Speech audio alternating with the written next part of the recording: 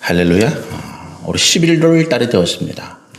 태풍 하나가 올라오다가 이제 대만을 지나면서 힘을 잃고 이제 소멸이 되었어요. 이제 더 이상 뭐 우리 태풍의 영향은 없는 것 같은데, 그 때문에 아직 이번 주 초반까지, 내일 아마까지는 좀 날씨가 평년보다 좀 높을 것 같고, 일개 보니까 한 5일부터 6일부터 이제 최저 기온이 한 6도, 우리 창원에도 이렇게 많이 좀 떨어지는 것 같습니다. 본격적인 가을 날씨, 또 조금 지나면 이제 겨울로 접어드는 그런 날씨가 되는 것 같습니다. 환절기에 하나님께서 은혜 주시고 우리 삶에 평안 주시기를 소원합니다. 우리가 이 요한계시록 12장의 말씀에 사단에 대한 명칭, 사단을 이렇게 부르는 하나님의 말씀들이 있잖아요.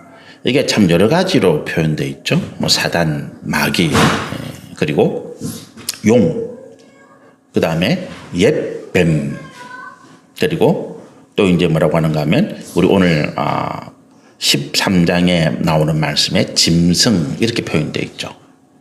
이제 사단과 마귀라고 하는 것은 이제 이 하나님을 대적한 악한 영들의 이제 본체를 나타내는 단어입니다. 사단은 타락한 영, 타락한 천사를 의미하는 단어죠. 마귀라고 할 때는 이 마귀는 이제 모든 악한 영들의 우두머리를 뜻하는 그런 의미가 되겠고, 용이 하늘에 있는 존재잖아요. 그래서 하늘의 권세를 가졌던 그런 존재. 그러나 그것이 추락해서 이 땅에 이제 옛뱀, 이렇게 표현되죠. 옛뱀은 우리가 창세기 3장에 아담과 하와를 유혹했던 유혹자를 의미하는 거죠. 그리고 이 짐승은 용이 이 땅에 내려와서 이제 자기가 가지고 있던 권세를 이 짐승, 땅에 있는 존재죠. 짐승은 이 땅에 있는 짐승에게 자기의 권세를 주어서 이제 또 그와 같이 하나님의 백성들을 미혹하고 하나님을 대적하는 이런 일들을 하게 할 때 짐승이라고 하는 표현을 씁니다. 그 성경에 보면 이제 우상이라는 말이 참 많이 나오잖아요. 이 우상은 사단이 자기가 하나님처럼 신적인 존재로서 하나님의 백성들이나 사람들을 미혹하고 유혹할 때 나타나는 존재가 우상입니다. 유혹자죠. 그리고 이제 뭡니까? 세상의 어떤 악한 문화들, 그리고 세상의 어떤 악한 풍습들이 사단의 영향 가운데 있는 이런 것들입니다. 근데 명칭이 뭐든 간에 이 사단은 어떤 명칭을 가지고 어떻게 어떤 모습으로 바뀌고 어떻게 우리 가운데 나타난다 할지라도 이 사단이 목적하고 원하는 것은 한 가지밖에 없습니다.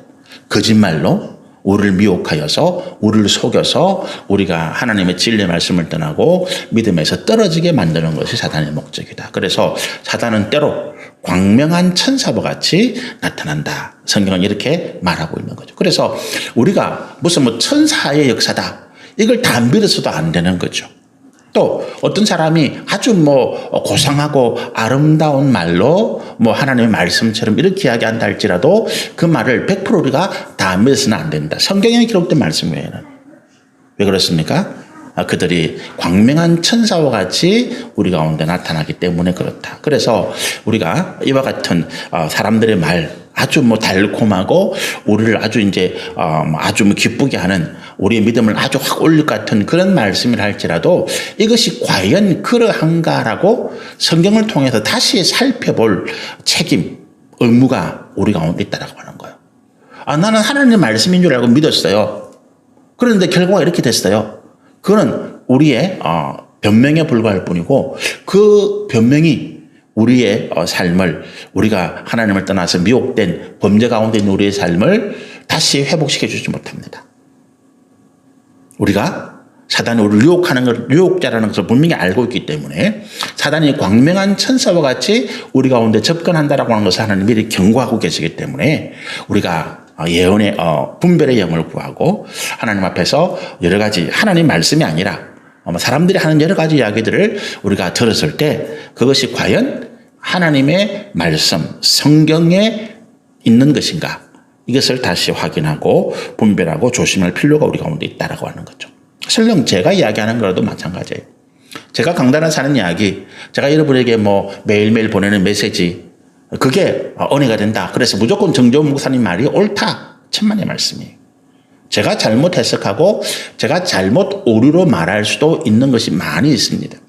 현재까지는 제가 성경을 공부하고 또 말씀을 묵상하고 하나님 주신 지혜로 제가 그런 것을 볼 때 지금 현재까지는 뭐 제가 하고 있는 이야기가 하나님의 말씀에 부합된다 이렇게 자신 있게 말씀을 드릴 수는 있는데 그것이 100% 하나님의 말씀에 일치한다 그렇게 저는 자신 못한다는 거예요. 그러니까 제가 드린 말씀이라도 여러분이 또 성경을 찾아서 연구해보고 과연 성경에 이와 같은 말씀이 있는가 또 이 말씀이 과연 이렇게 해석이 되는가 그런 일들을 여러분이 또 이렇게 보시면 믿음이 성장되고 또 주시는 하나님의 또 분별의 영을 통해서 여러분의 말씀의 지혜가 크게 늘어나게 되리라 그렇게 믿습니다. 이제 우리 15절부터 12장의 마지막 말씀 부분인데 이 땅에 내려온 용이 이제 남자를 낳은 여자 교회를 말한다 그랬죠, 그죠? 교회를 핍박하다가 하나님께서 이 교회를 독수리의 두 날개에 업어서 광야로 피신하고 거기서 한 때와 두 때와 반 때를 양육하게 하셨다 이렇게 말씀드렸죠. 이게 초대교회 상황이었다라고 제가 말씀을 드렸습니다. 초대교회에서 우리가 이제 이 광야 세상의 문화, 세상의 어떤 중심을 떠나 있는 거죠. 그래서 초대교회가 지하로 숨고 산으로 피하고 동굴을 파고 들어가면서 그곳에서 한 때와 두 때와 반 때라고 하는 하나님께서 정하신 때까지 믿음을 양육하고 또 보호받아왔다 이렇게 말씀을 드렸습니다. 근데 교회 역사를 보면 이제 우리가 핍박의 시대가 지내고 교회가 이제 그 당시로 세계를 지배하고 있던 로마로부터 종교로 공인되고 더 나아가서 이제 로마가 기독교를 국교로 인정하는 이제 그런 이제 시대가 오게 됐죠. 그런데 그렇다고 해서 사단이 마귀가 이 용이 이 교회를 핍박하고 성도들의 믿음을 무너뜨리려고 하는 그런 역사를 중단하느냐? 아닙니다. 사단은 자기가 망할 때까지 예수님께서 다시 이 땅에 오셔서 이 사단의 모든 권세를 결박하고 영원한 불못에 던질 때까지 사단은 이와 같은 교회와 성도를 무너뜨리려고 하는 이 악한 행위를 멈추지 않습니다. 오히려 우리가 세계 역사나 교회 역사를 보면 교회가 세상에서 어떤 부흥하고 성도들이 세상에서 영광과 명예와 권세를 얻을 때 더욱더 은밀하게 이 사단의 역사가 진행되고 겉으로는 교회가 참 잘 되는 것 같은데 속으로는 그 속에서 믿음의 본질을 변질시키고 하나님의 진리의 말씀을 떠나서 세상의 헛된 것에 마음을 빼앗기게 하는 그런 일들이 일어나고 있다는 거예요. 우리가 중세 천년, 이 중세 천년 그러면 이제 서양 역사를 중심으로 볼 때, 유럽을 중심으로 한 역사를 중심으로 볼 때, 이 중세 천년이 암흑기다 이런 이야기를 합니다. 그런데 이 중세 천년, 이 중세라고 하면 이제 우리가 AD 500년부터, 그 다음에 1500년대까지, 1700년대까지 이제, 보통 그 시민혁명이 일어나고, 그 다음에 이제 그 당시 봉건 왕조 시대에서 시민계급이라고 하는 어떤 특수한 계급이 나타날 때, 귀족도 아니고, 하층민도 아니고, 어떤 그 당시의 어떤 재물과 또 그 당시의 어떤 지식, 그 다음에 그 당시에 어떤 교양을 쌓고, 중세 시대의 일반적인 문화, 경제, 그리고 이런 것들을 이끌어가던 세력이 이제 시민계급이었는데, 이 시민계급이 나타날 때까지를 이제 중세 시대라고 이야기해요.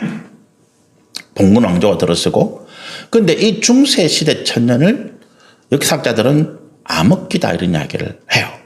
왜 암흑기라고 하는가 하면, 이 중세 시대가 겉으로 보기에는 기독교가 로만 가톨릭이죠. 로만 가톨릭이 그 당시 전 세계를 지배하는 하나의 종교, 그리고 성경의 어떤 가르침이 하나의 가르침이었기 때문에 겉으로 보기에는 이 세상에 참된 평안, 공의, 화평, 자유, 진리 이런 것이 있어야 되는데 오히려 이 중세 시대가 가장 인간의 자유를 억압하고 진리를 가로막고 그리고 사람들을 오히려 우상의 섬김으로 몰아갔던 시대라고 하는 거예요.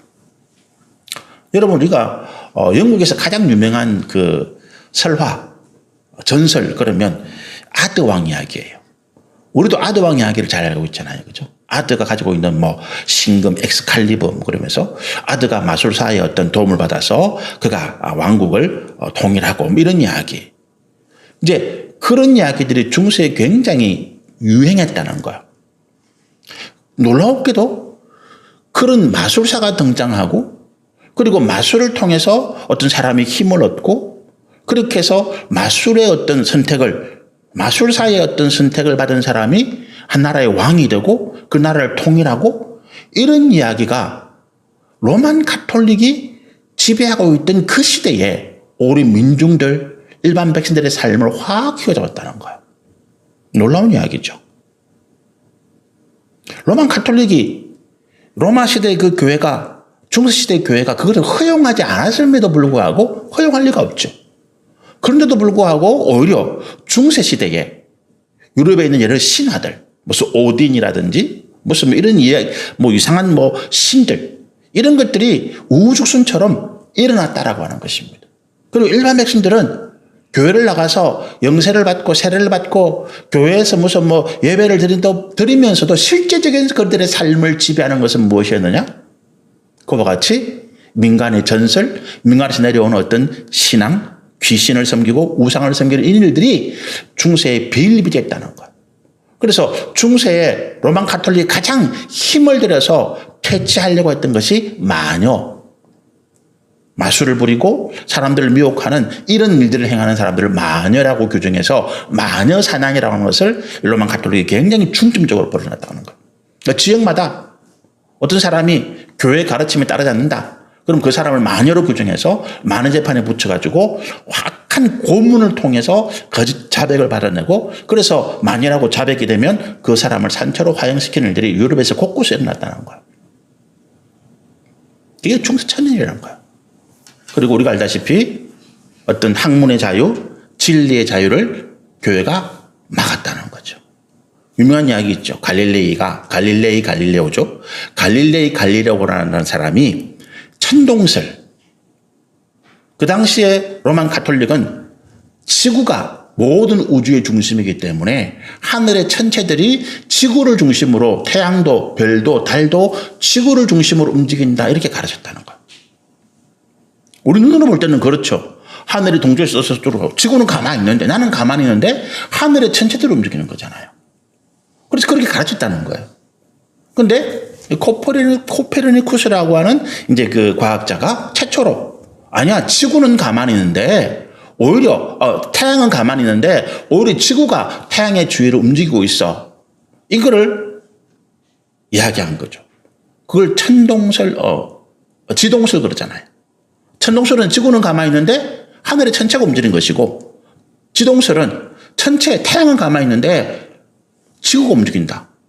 그러니까 이러면 가톨릭에서 야 그건 우리 교회 가르침과 다른데 그래서 지금부터 지동설을 이야기하는 사람들은 다 이단이야. 그렇게 해서 파문시키고 고문하고 그런 가르침을 억제한 거예요. 근데 갈릴레오라는 사람이 이 사람이 망원경을 만들어 가지고 하늘의 전체를 쭉 관찰해 보니까 이게 하늘의 별의 움직임이 지구가 가만히 있다면 이게 도저히 설명이 안 되는 거예요.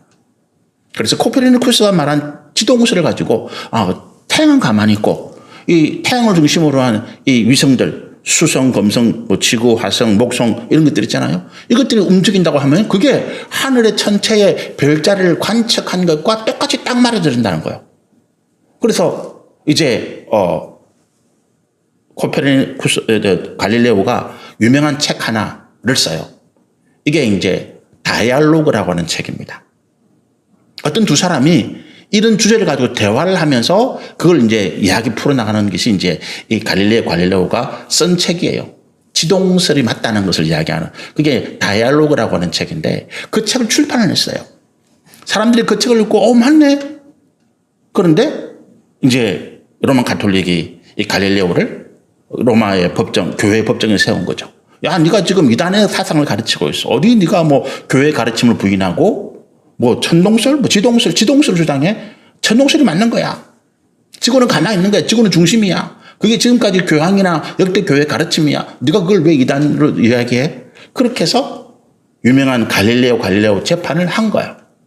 근데 이 재판에서 갈릴레이가 이제 죽을 것 같으니까 자기의 지동설을 부인합니다. 제가 잘못 생각한 거예요. 그 잘못된 것입니다. 그래서 자기의 모든 책을 다 불태우고 천동설이 맞습니다. 지구는 가만히 있고 하늘의 모든 태양과 이 천체들이 움직이는 게 맞습니다. 제가 말한 이야기가 틀렸습니다. 그렇게 이야기를 하게 돼요. 그런데 우리가 유명한 이야기가 있잖아요. 그 재판을 마치고 나오는데 갈릴레이가 한 말이 뭐라고요? 그래도 지구는 돈다. 이게 유명한 사건이에요. 갈릴레이 재판. 갈릴레오 재판인데 얼마 전에 지금부터 3, 4년 전에 로마 교황이 이 재판이 잘못됐다라고 공식적으로 인정을 했어요. 요한 바울이선가? 로마의 교황이 그 당시 교회가 로마 가톨릭이 이와 같이 재판한 것은 잘못됐다. 오류다. 공식적으로 인정을 했어요. 근데 이게 뭐냐 하면 교회가 그 당시 로마 가톨릭이 성경이 아니라 자기들이 가져온 지식, 이 천동설이 이제 어디서부터 시작됐는가 하면 플라톤이라고 하는 그리스의 유명한 철학자로부터 내려온 거거든요. 그러니까 이전부터 수천 년 전부터 내려왔던 지식, 또 그들이 그렇게 가르쳐왔던 교회의 권위, 이걸 이용해서 학문의 자유, 또 학문을 통해서 연구되어 있는 어떤 진리, 가르침들을 억압하고 탄압한 거죠. 인권은 말할 것도 없고. 그래서 아이러니하게도 로마 가톨릭이 다스렸던 중세의 1000년을 역사학자들은 암흑시대라 그렇게 이야기를 하는 것입니다. 제가 이 말씀을 왜 드립니까? 형식적으로 겉으로 보기에는 교회가 세상을 정복한 것 같아요. 그런데 우리가 진리의 말씀에 바로 서지 못할 때 사단은 오히려 우리 속에 스며들어와서 우리가 내세우는 권위, 목사의 권위, 어디 목사가 재단에서 하나님의 말씀을 전하는데 감히 권사가 장로가 목사에게 대응을 해, 대항을 해, 대적을 해, 너는 다 저주받아라, 이런 식으로 하는 악한 행위들, 이런 일들을 통해서 또 자기에 유리하도록 구약시대 제사장들이 구약시대 어떤 율례에 따라서 규례에 따라서 성도들이 그 당시 유대인들이 이스라엘 백성들이 내는 11조 가운데 그중에 10분의 1을 자기 몫으로 돌려요. 구약성경에 그런 내용이 있어요. 근데 오늘 일부 교회 목사님들이 야, 내가 구약시대 제사장이잖아. 여기는 제단이야. 우리는 성전이야. 그러니까 당연히 나도 여러분이 내는 11조 중에 11조는 내 거야. 그렇게 하는 분들도 허다하다는 거예요. 분명히 말씀드렸다시피 지금은 성전의 시대가 아니에요. 여기는 성전이 아니고 목사들은 구약의 제사장들이 아닙니다. 목회자는 분명히 다른 직분이에요. 그럼에도 불구하고 돈에 대한 욕심 때문에 또는 자기 어떤 권위를 내세우는 권위주의 때문에 그렇게 가르치고 있더라라고 하는 것입니다.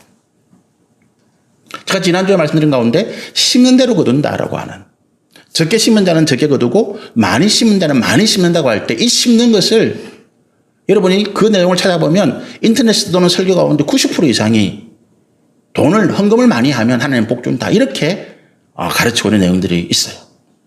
그런데 성경 어디를 봐도 심는 것을 돈이라고 말씀한 적이 한 번도 없다는 거예요. 사도 바울이 말한 그 갈라디아 성경을 보더라도 영적인 것, 육체의 것을 이야기하지 육신으로 살아가는 것을 우리가 하나님께서 싫어하시지, 우리가 심는 것은 믿음의 일이라는 거예요. 돈을 통한 믿음의 일. 그것이 헌금이라는 돈으로 드러날 뿐이지 우리가 헌금을 드릴 때 그 가운데 우리가 하나님께 드리는 것은 돈이 아니라 우리의 믿음과 우리의 헌신과 우리의 기도와 우리의 관심과 우리의 사랑이라고 하는 것입니다. 여러분이 드리는 하나님께 드리는 헌금 가지고 제가 생활하고 교회를 유지하고 우리가 또 돕기도 하잖아요. 그죠? 그러니까 그 가운데 내가 이 교회를 또 우리 목사님을 우리 성도들을 또 우리 주변의 이웃들을 사랑하고 섬기고 그들을 위한 관심과 기도의 마음으로 헌금한다는 거예요. 그것이 헌금이지 거기에 더 많이 헌금을 한다고 하나님께서 복을 더 많이 주고 적게 했다고 하는 게 진노하다 그런 말은 없다는 거예요. 그것이 다 어디서 나온다고요? 말씀을 인간의 정욕과 탐심으로 잘못 오해해서 섬기는 폐단이라고 하는 것입니다.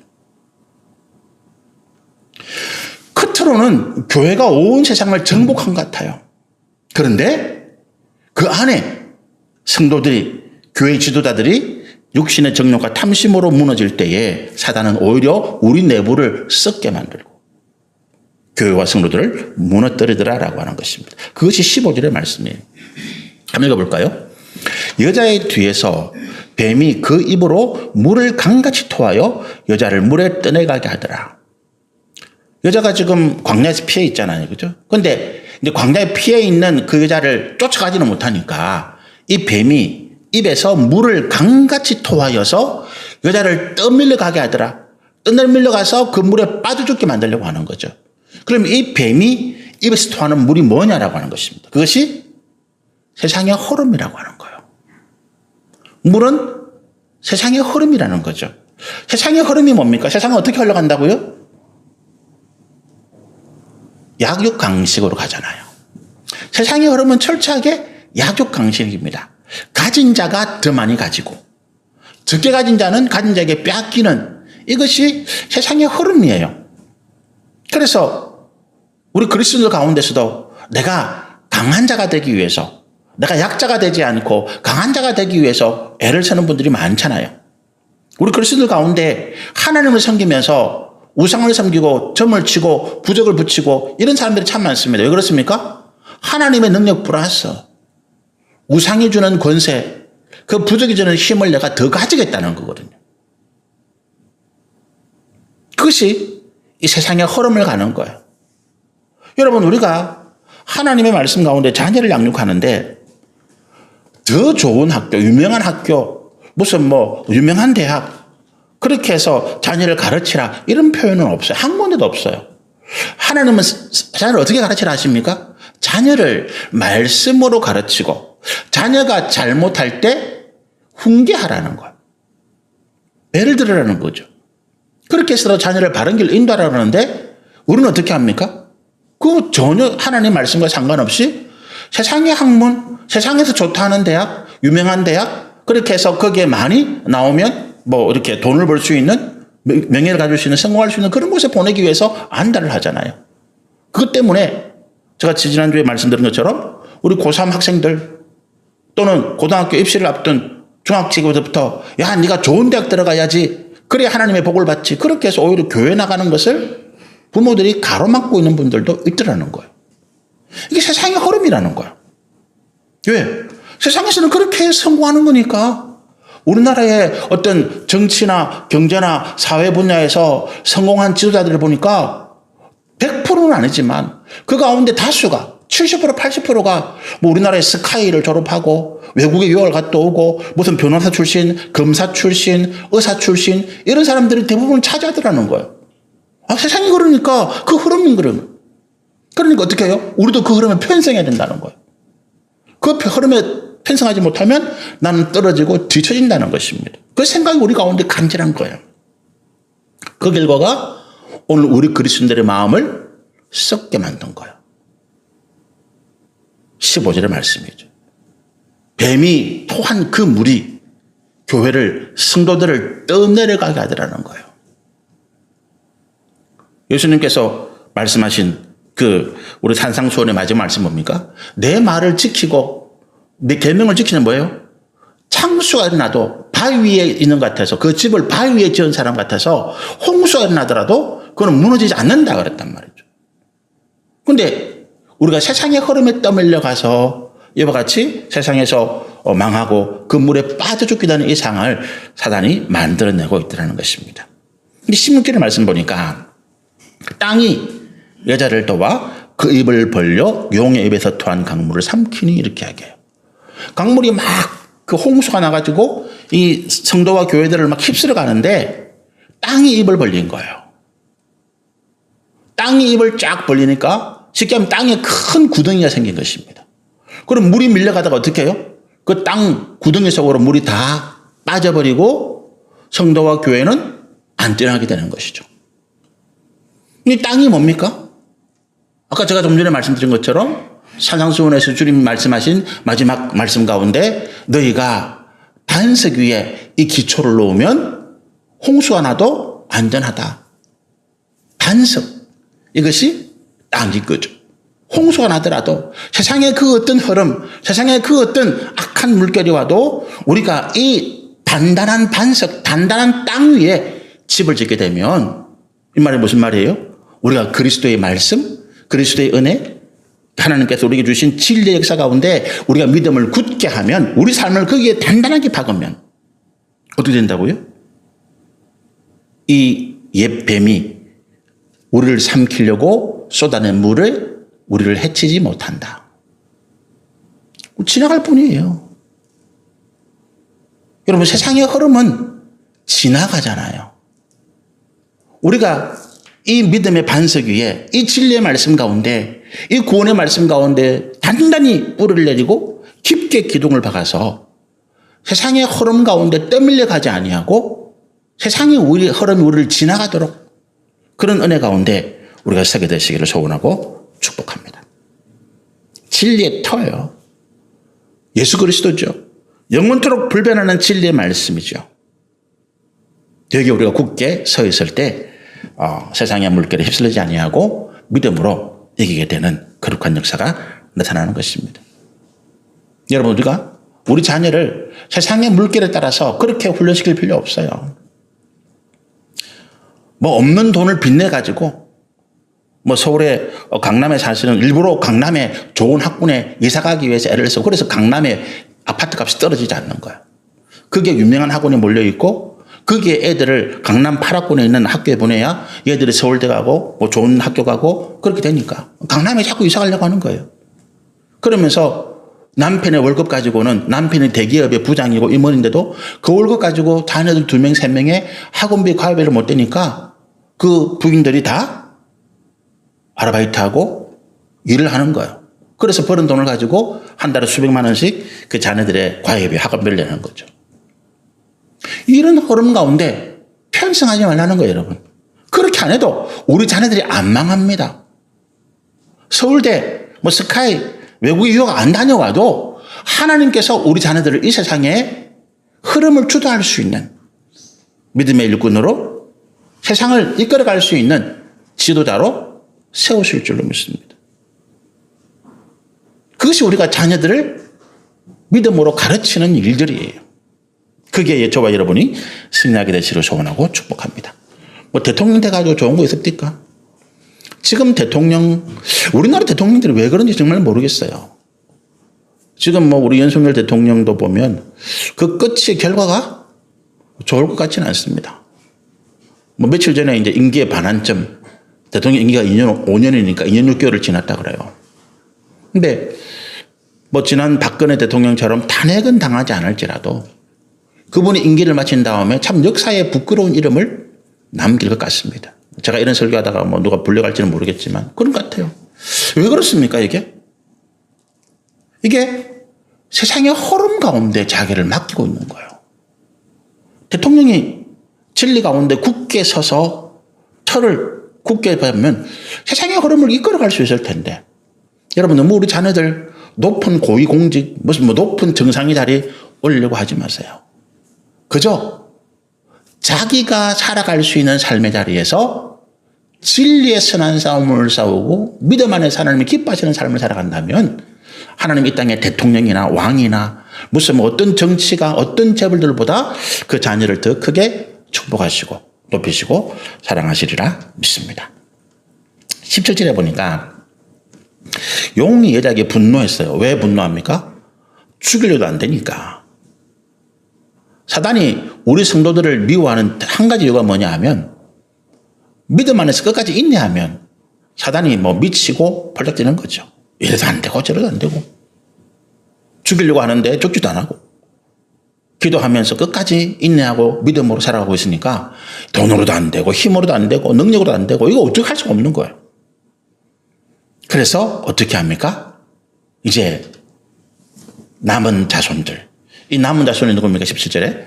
우리 초대교회 300년 동안 그 핍박과 고난 가운데 이겼던 믿음의 역사를 계승한 사람들이 있잖아요. 그죠? 우리가 중세 천년 기간 동안 말씀드린 것처럼 로마 가톨릭이 부패하고 타락했는데 그 가운데 믿음의 줄기는 이어지고 있었다는 거예요. 그 줄기가 우리 1517년 10월 31일 지난 날 종교개혁을 통해서 마틴 루터가 일으킨 종교개혁을 통해서 우리 기독교회, 개신교에 이어지고 있는 거죠.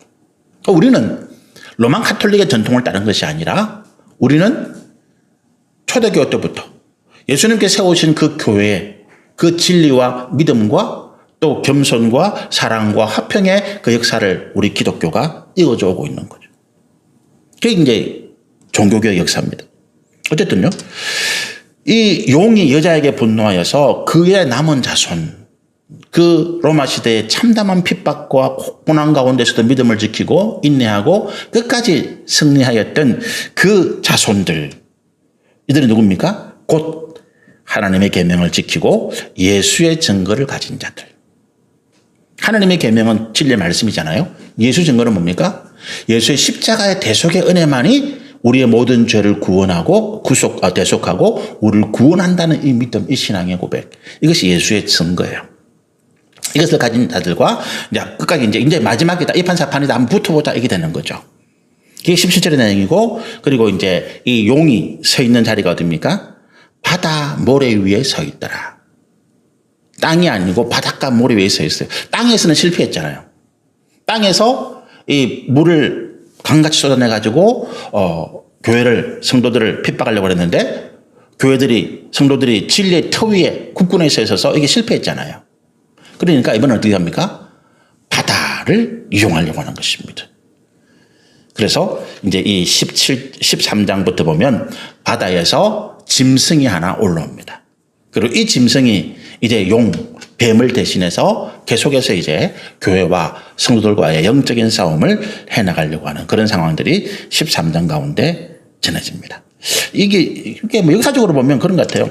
종교개혁 이후의 상황들이 예로 또 벌어지고 있다. 중세 시대에 어떤 그런 일들이 실패했어요. 그죠? 그런데 이제 종교교육, 그 믿음을 지키고 하나님의 진리의 말씀 가운데 예수의 증거를 가진 이 세력들, 우리가 말하는 정통 기독교인들이죠. 이들과 싸우기 위해서 바다에 있는 짐승을 끌어올리는 상황들이 이제 17절에 그렇게 기록이 되어 있습니다. 이제 본격적으로 이제 바다에서 올라온 짐승이 어떤 존재고, 그가 어떻게 대적하고, 어떻게 교회와 성도들을 핍박하고, 여기에 우리는 어떻게 싸워야 될지 13장의 말씀부터 시작이 되는데, 이 말씀들은 제가 다음 주에 또 계속해서 말씀을 나누도록 그렇게 하겠습니다. 여러분, 우리가 오늘 이제 말씀 속에서 이제 세상의 흐름이라고 제가 말씀을 들었어요. 그죠? 이 뱀이 물같이 토해낸 것이 세상의 흐름이다. 우리가 이 세상의 흐름에 떠밀려 가서는 안 된다는 거죠. 떠밀려 가는 순간에 우리는 어떻게 된다고요? 방향을 잃고 또 거센 경량에 침몰하고 우리의 믿음도 우리의 생명도 잃어버릴 수 있다는 것입니다. 여기에서 우리가 이기고 떠밀려 가지 않고 이기는 방법은 뭐라고요? 이 굳건한 반석, 물을 삼키는 이 용의 모든 악한 권세, 세상의 잘못된 흐름, 관습들을 이겨낼 수 있는 진리의 말씀 가운데 굳건히 선다는 거예요. 여러분, 우리가 이 하나님의 말씀, 제가 지난 금요일 날 이제 한 구절 말씀을 우리가 잘못 해석하는 게 얼마나 위험한가 하는 것들을 말씀을 드렸는데, 제가 매일매일 이 성경 1년에 1독을 하자고 하면서 매일매일 하루에 석장의 말씀을 읽어가는 게 그거예요. 우리가 내 어려운 상황에서 말씀을 내게 맞는 말씀, 지금 내게 유익한 말씀, 지금 내 상황과 어려움을 해결할 수 있는 말씀을 찾으려고 하는 것은 어떻게 생각하면 우리가 백화점이나 마트에서 말씀을 쇼핑하는 것 같아요. 백화점이나 마트에 말씀이 쫙 진열되어 있는 성경이잖아요. 성경에 각종 말씀들이 쫙 있는데 그걸 다 훑어보면서 이 어느 게 내 입맛에 맞나? 어느 말씀이 지금 내 마음을 시원하게 하나? 내가 이 어려운 상황과 위기 가운데 어떤 말씀이 내게 위로를 주고 힘을 주나? 그걸 골라내는 거예요. 이거는 우리가 믿음을 지켜나가고 신앙생활을 하는 바른 자세가 아니다. 우리가 하나님의 말씀을 골라내는 것이 아니에요. 그래서 제가 연말에 우리 송구의 신제회 때 말씀 카드 안 나눠주는 거예요. 하나님의 말씀이 나를 끌어가야 돼요. 나를 지켜야 돼요. 그 말씀에 맞추는 거죠. 하나님 오늘 읽은 말씀이 이렇더라. 그러면 이 말씀에 나를 맞추는 거예요. 내가 부족하면 느리고, 이 말씀에 비추어서 내가 넘쳐나면 줄이고 자르고, 내 육신의 정욕과 탐심은 잘라내고, 내 어리석음과 연약함은 더 느리고 강하게 하고, 그렇게 해서 오늘 하나님 말씀하신 이 주격에 나를 맞추어가는 것이 우리가 하나님 말씀을 읽는 목적이고, 또 그렇게 하는 것이 신앙생활의 올바른 방법이다. 자, 그 때문에 여러분에게 뭐 좋은 말씀을 골라서 말씀을 가르치고 전하지 않고 성경을 계속 읽어나가면서 말씀을 가르치고, 또 그렇게 해서 그 말씀 가운데 우리가 깨달아야 할, 지켜야 할 어떤 진리의 말씀들을 같이 나누고 묵상하는 것입니다. 좀 힘들고 어렵죠. 매일같이 그렇게 하는 것. 또 내용이 뭐 좀 길고, 또 어떤 전문적인 신학적인 용어들도 있어서 이해하기 조금 힘들고, 그렇더라도 그냥 읽어보시면 좋겠어요. 그걸 포기하지 말고, 또 내 마음에 안 맞는다고 해서, 아, 목사님이 자꾸 이렇게 말씀하시네? 나는 뭐 축복과 은혜에 관심이 있는데 목사님은 그런 게 관심이 없네? 뭐 거기에 대해서 낙심하지 말고, 결국 그 모든 것이 다 우리의 축복과 은혜로 돌아오게 됩니다. 우리가 이 말씀, 우리가 계속해서 묵상하고 교제하고 또 은혜를 나누는 가운데 하나님께서 기뻐하시는 믿음의 사람으로 우리 모두가 성장하고 하나님 앞에 크신 은혜와 복을 받게 되기를 소원하고 축복합니다. 우리 기도하겠습니다.